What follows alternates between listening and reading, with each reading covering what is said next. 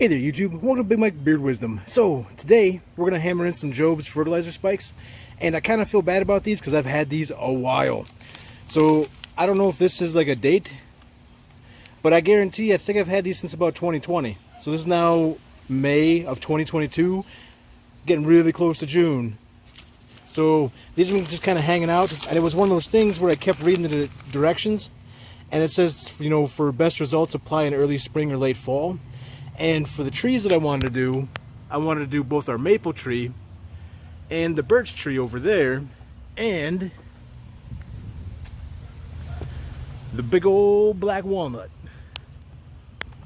And from what I was reading, the black walnut, they like nitrogen type fertilizers early in the spring. And this year, it's kind of an early spring for us, I guess. So it wound up being a really late winter. And from what I was reading, one of the sites called out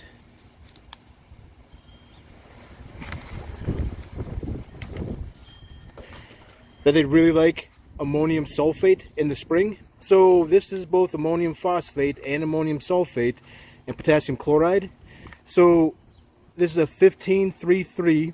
Some of the stuff I was reading, they were saying do like a 20-10-10.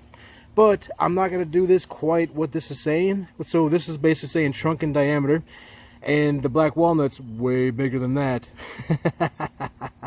But for the birch tree and the maple tree, that we can play with this a little bit. So I bought a pack of 9 spikes.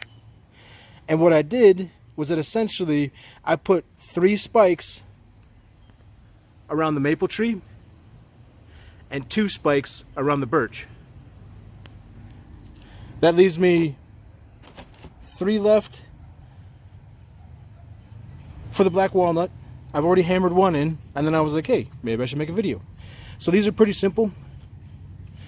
They're shaped on one end kind of like a spike.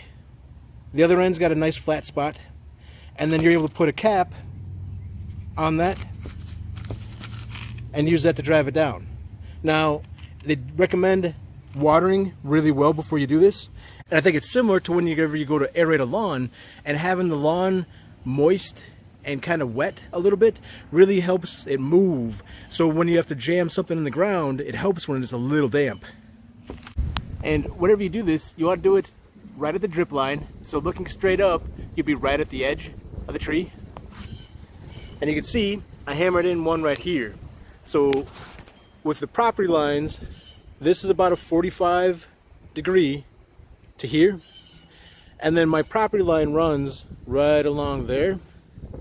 So I'll throw 1 there. And then on this tail end, the property line runs along back here. So I'll throw 1 right about there. And then that'll be about where the drip line is on that side.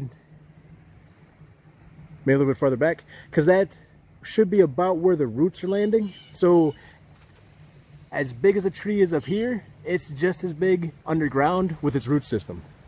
And the nice thing is that I recently aerated, so I've got all sorts of these fancy starter holes already pre-built in here. And it rained pretty good last night and this morning, so to a degree I can almost push that all the way in by hand as far as the cap will go.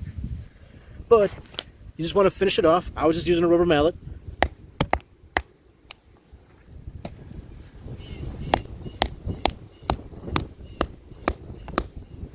And that's pretty much in the ground and flat, and you can even see I put it below the surface just a little bit. So not a big fan of super compacting it like that, but hey, that'll loosen up in time. My experience with tree fertilizer spikes are kind of limited, but essentially at our house in Pennsylvania we had a couple apple trees. They didn't really produce very much, so we drove in a couple spikes.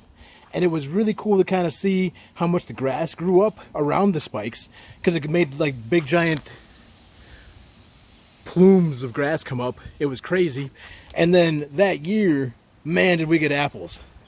So in previous years there was very little apples. That year it was breaking branches with so many apples.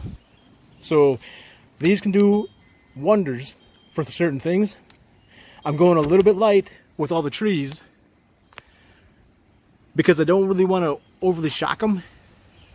And especially with established trees where they've been here a long time, there's some debate online as to whether or not adding a new source of fertilizer or adding a bunch of new nutrients helps them or hurts them. But those spikes are nice and easy to drive in the ground as long as you follow directions. Directions are simple as far as putting them down on the drip line, so right at the edges of the trees where the branches are growing. And I'm hoping this turns out pretty good. Really, I'm kind of rooting for the birch over there. It's been competing the entire time with the maple tree,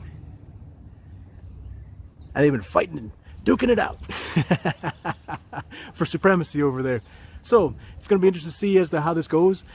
If the maple tree winds up just exploding, or if the birch tree winds up growing a bunch, or if I don't really notice too much except for the grass growing really tall where I hammered in the spikes. So hope you guys enjoyed the video. Feel free to like and subscribe, and I'll check you next time.